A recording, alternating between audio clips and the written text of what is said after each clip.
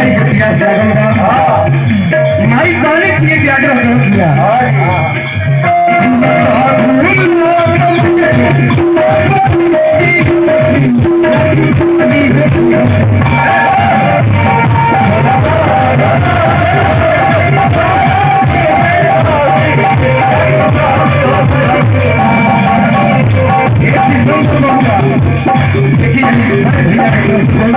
लाखों लाख पुरस्कार है हार्दिक अभिनंदन है